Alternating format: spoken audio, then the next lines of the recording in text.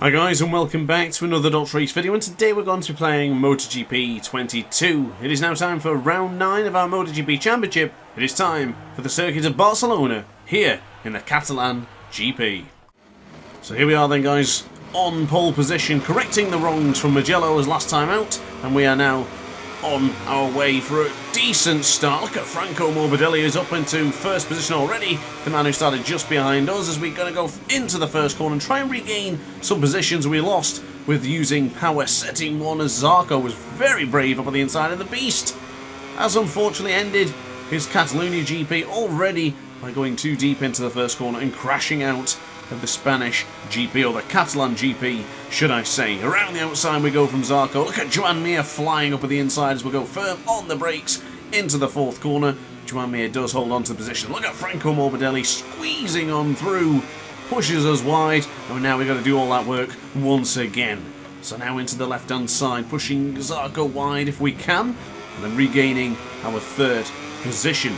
Now for those who haven't watched the previous episodes of this MotoGP Championship, you will notice that we are only using power setting 1, and that is simply because the AI isn't strong enough if we use the higher power settings. If I use power setting 2 or 3, we'll probably end up winning the race by a country mile. So I'm going to stick with power setting 1 as we've done with every race this season, and I'll be sticking towards the end of the season as well. Power setting 1 is here to stay because the action is more tight and more interesting this way around. It's more compact, as you can see already as we go into the right hand side. Quick movement with the LCR Honda. I really didn't fancy leaning on Morbidelli for that particular corner because the AI likes to push quite wide, and if we were leaning on him we probably could have been pushed into the distance ourselves. But now into the right hand side for the Europe car for turn 13 as we squeeze up on the inside of Frankie Morbidelli, returning the favour from turn 4 earlier on.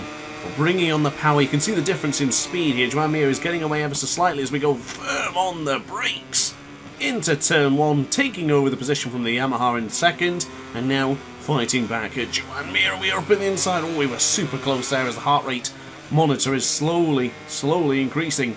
So we're now into the right hand side for turn 3 once more for the second time of asking here in the Catalan GP. And of course guys, if you're enjoying the content so far, be sure to hit the like button and consider subscribing as well. So now once again into the right hand side, holding off the Suzuki at this stage of the Grand Prix, but he does have that perfect line going into the fifth corner. Very difficult corner to make right, and look at Morbidelli, aggressive as you like, pushing us wide and taking over the second position. Around the outside of Zarco we go for the TV3. Zarco is still there. We've seen Zarco before, we've seen him beat me in Le Mans. Certainly want to get ahead of the Frenchman on board the GP22 Ducati. Might be the GP21 actually, I'm getting ahead of myself, but I can't particularly remember right now. So breaking into turn 10, the innocuous La Caixa corner. Quite a big fan of the new layout for Catalunya. Didn't really mind the old one, but not so much the bus stop chicane. But it's quite nice to have La Caixa as it is in this form, because I'd probably say it's the best version of turn 10 here in Barcelona. So now into the right hand side, trailing behind Franco Morbidelli. Our biggest championship favourite, of course, is Fabio Quartararo in 5th position. He's currently in 2nd place in the World Championship by about 2 points behind us, I believe. So there's a lot of bragging rights here if we can stay ahead of Zarco. There comes one Frenchman. Is the other Frenchman going to be taking a pass on the LCR Honda? It doesn't look like it at this stage of the Grand Prix. Franco Morbidelli takes the honours of being the fastest man on the circuit with a 1:40.168. Pretty solid performance from Franco Morbidelli. So we now hang off the right hand side of the LCR Honda, the RC213V getting pushed to its limits. Couple more Hondas in the top 8 there, good to see. Marquez in his home track in 7th, and Takaki Nakagami in 8th position on board his Idemitsu Honda version. Not entirely sure where Alex Mark is, my current teammate, but we don't really need to worry about Alex at this stage of the Grand Prix because we have quite the fight ahead of us in the form of Joan Mir and Franco Morbidelli. But we've smelt blood and we've finally gone for that lunge up on the inside for the TV3.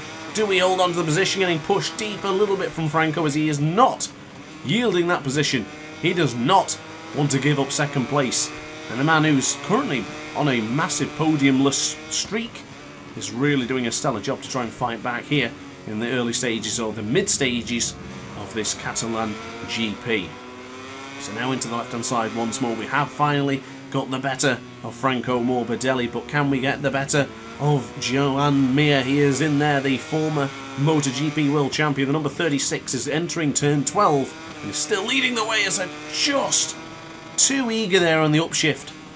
Way too much power to then bring onto the upshift, way too much. Look at the heart rate, increased to about 10 beats per minute there after a very small scare. I wouldn't say it's such a small scare, it was a rather large scare, but look at Zarco. A rocket ship, a 139.435 for the man behind us, or temporarily behind us, and is now actually still behind us. He tries to fight back again, going into the change of direction from turn 1 to turn 2. Our lap times are extremely similar there, so he must have just basically followed us onto that long straight. Exactly where the Ducati will take its advantage and its benefits around this particular circuit.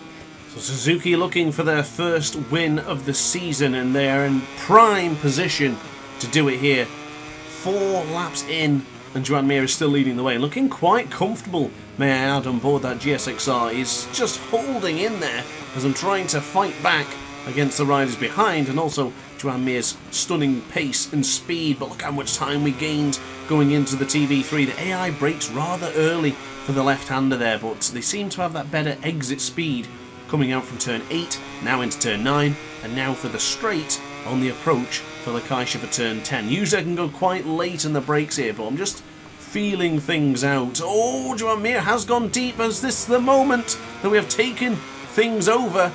He will have the inside line. We've got to give him the position if he goes for it. You see what I mean? There, he's gone deep into turn 11. I'm going to hold him back, pushing, rubbing is racing, as we know. As they're going to change a bit of colours there, actually. Look at almost the red and white and green going on to the Suzuki as we pushed him wide into turn 12.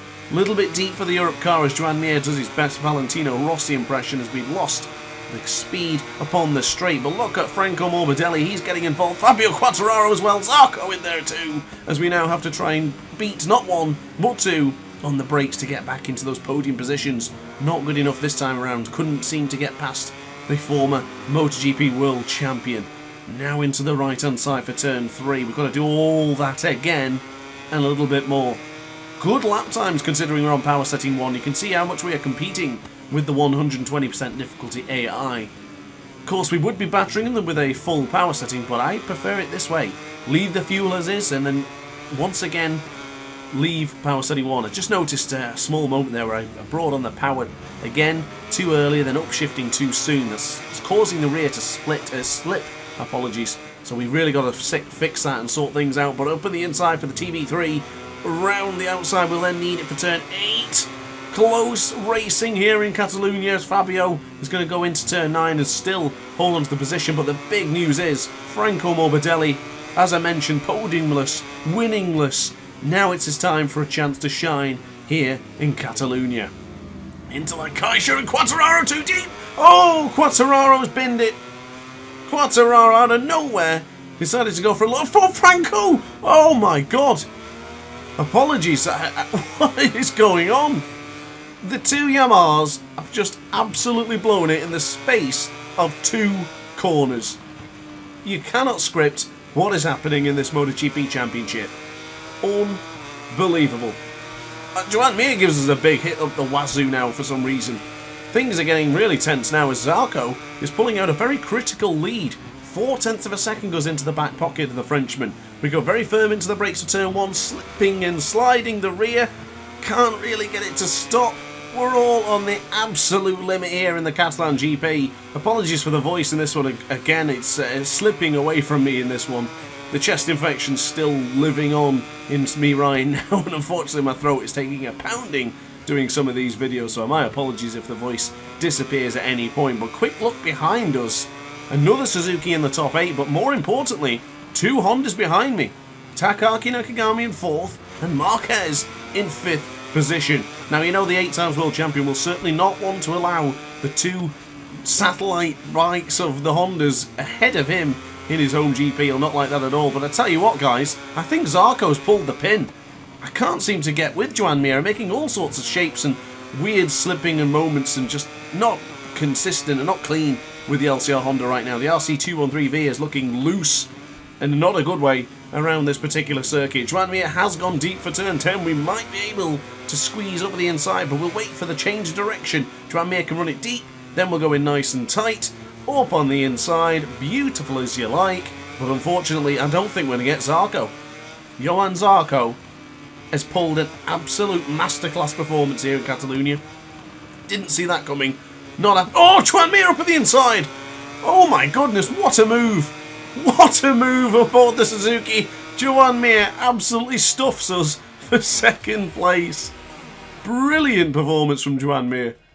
And ladies and gentlemen, it's another podium, but it's not where we want it to be.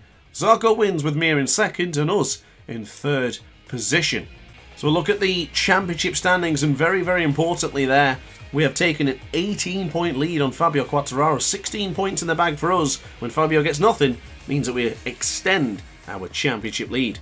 The team championship, as you can see, is Ducati leading the way, 13 points clear from LCR Honda, and 20 clear from Prima Pramac Racing, and just 22 clear from Yamaha, so that battle is certainly hotting up.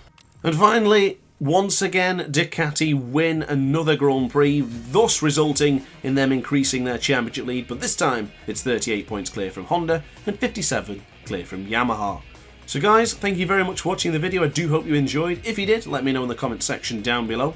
If you want to see more content like this, be sure to hit the subscribe button because I've got plenty more for you to watch. And upon that note guys, thanks for watching, it's been a pleasure, and I'll see you in the next video. Ciao for now.